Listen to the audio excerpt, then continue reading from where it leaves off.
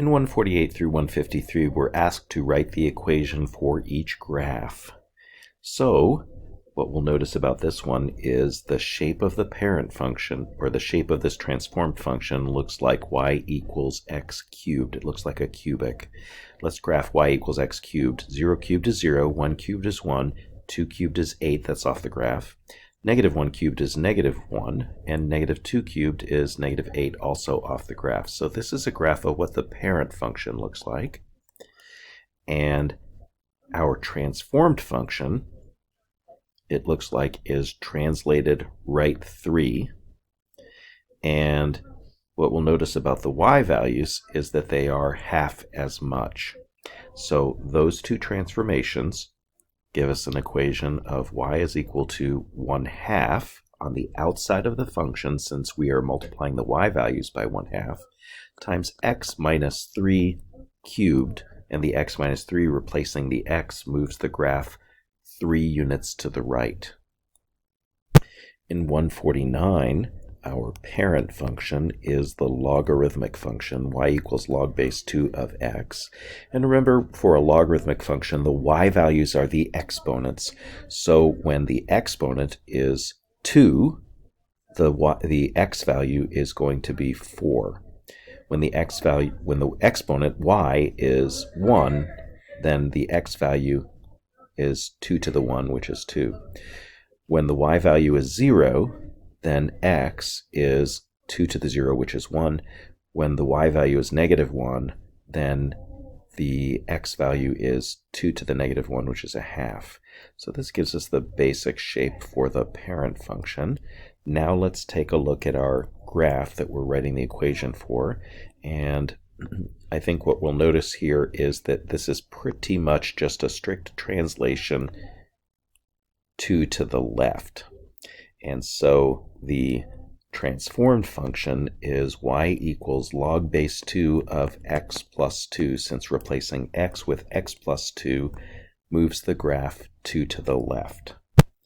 In 150, this looks like a square root function. Let's see what the square root function looks like if we plot it. The smallest number that we may take a square root of and get the result that is a real number is 0. The square root of 0 is 0. Square root of 1 is 1, and square root of 4 is 2. So this is what our parent function looks like. And I think what we can see here is that the graph has been reflected across the across the y-axis, which is a horizontal reflection.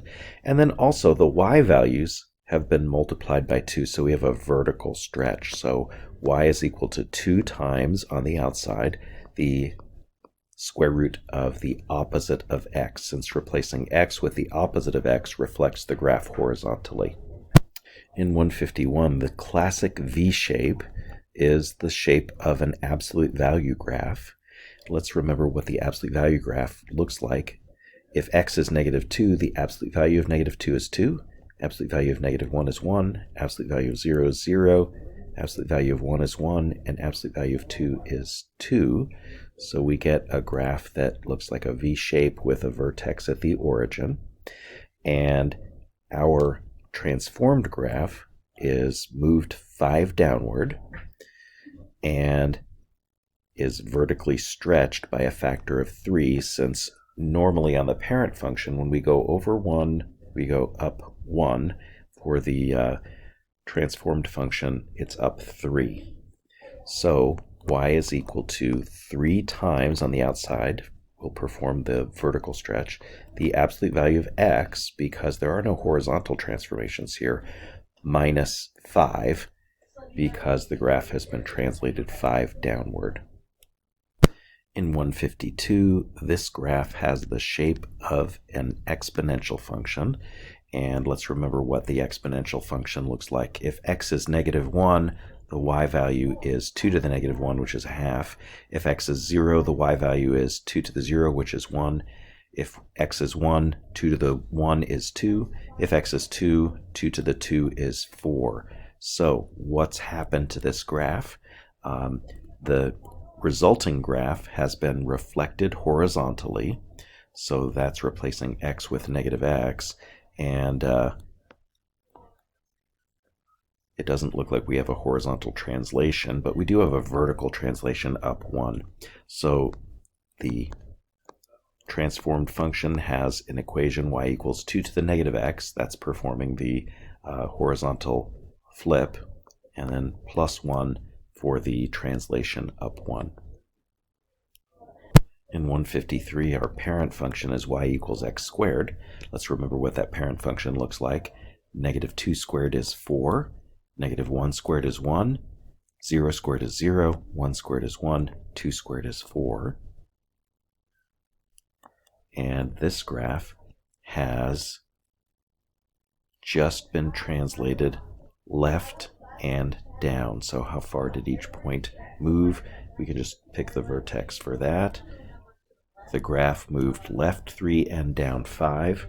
So the transformed function is y equals x plus 3 squared minus 5. In 154 through 155, f of x minus 3 is defined as 2x minus 1. So what we need to do is replace x with something. If we were looking to find f of 2, then we can replace x with 5 so that f of 5 minus 3 becomes f of 2. So f of 2 equals 2 times 5 minus 1, which is 9. Similarly, for question 155, if we start with the rule that f of x minus 3 is equal to 2x minus 1, then we need to replace x with x plus 3 so that the inside of the function x plus 3 minus 3 simplifies to x. So f of x equals 2 times x plus 3 minus 1. 2 times x plus 3 is 2x plus 6. Minus 1 is 2x plus 5. In 156 through 157, there's a graph of the linear function at the right. What we notice about this linear function is that it has a y-intercept of 1, and it has a slope of 2, or 2 over 1, so its equation must be y equals 2x plus 1.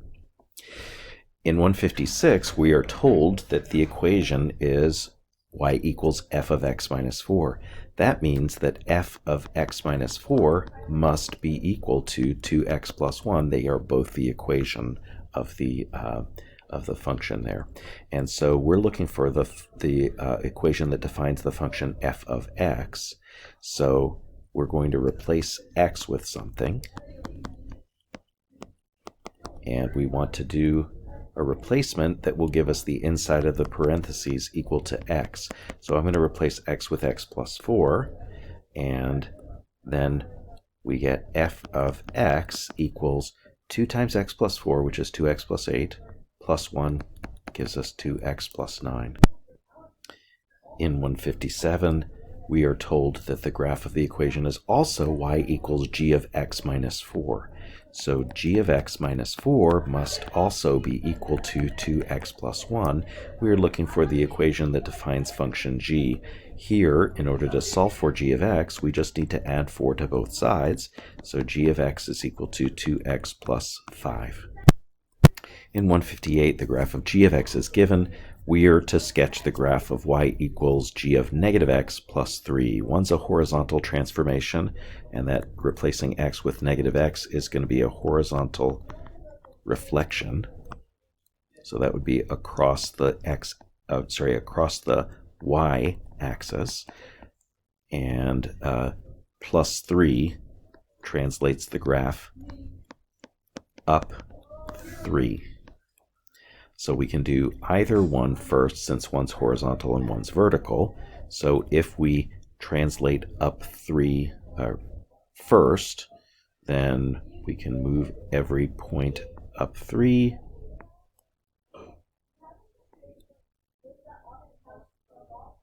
And that should give us enough of an idea of about what this looks like. So keep in mind those points right there, and then I'm going to take those and I'm going to reflect them across the y-axis, or reflect them horizontally. So for instance, this point right here has an x value of negative 2.5, so the new x value will be positive 2.5. This one has an x value of -2, so the new value will be x equals +2. -1 becomes +1, +1 becomes -1, and so that vertical asymptote in the original graph of g of x is also reflected across the y-axis to become a vertical asymptote at x equals 3. And there's our transformed function. In 159 through 162, we're asked to find the domain, and for a square root function, the number under the square root, which is x plus 7 in this function, has to be greater than or equal to 0. So we can take square roots of 0, we can take square roots of positive numbers, both give us real results, but if we take the square root of a negative, it gives us a non-real result, so it's outside the domain. Solve that inequality and we get x is greater than or equal to -7. For 160, we have a problem operation here of division. When we divide, the denominator of the division, or the divisor, cannot be equal to 0. We can divide by positive numbers, we can divide by negative numbers, we just can't divide by 0 and get a real and defined result. Solving that inequality, we get x is not equal to 5. In 161, we have a cube root function. There are no problem operations here. The cube root of a negative number, the cube root of a positive number, the cube root of 0 are all real numbers. So this has a domain of all real numbers. And in 162, we have a logarithmic function. The argument of a logarithm must be positive, so must be greater than 0. So solving this inequality, we get x is less than 7 is the domain of this function. In 163 through 166, we're asked to find the range and use transformations to help. In 163, the parent function is y equals the square root of x, which looks like this, and it has undergone a vertical reflection, which will reflect it across the x-axis, and then from there translated up 7, so that means that the transformed graph is going to look like this.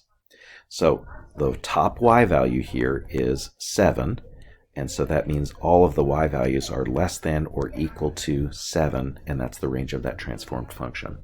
In 164, the parent function is y equals x cubed, which has a graph that looks like this with a domain and range of all real numbers. And so the transformed function will be translated 5 to the right and 1 up. And so its basic graph will look like this, which will still have a range of all real numbers. In 165, our parent function is y equals x squared, which will look like this. And this has been translated left 3 and down 5. And so the new function will look something like this. And it will have a lowest y value of -5, so that means the range is y is greater than or equal to -5. In 166, our parent function is y equals 2 to the x, the exponential function, which has a basic shape looking like this, going through the y-axis at y equals 1 and not touching the x-axis. So that means its y values are always above 0. So the transformations that have happened to it are a multiplication by -1, which is reflecting the graph over the x-axis, or a vertical reflection, and then moved up 3. So whereas the y values never reach 0 in each of the parent function or its reflection, the y values for this transformed function are never going to reach a top value of 3. So the graph translated upward will look like this. So its y values are always going to be lower than or smaller than 3.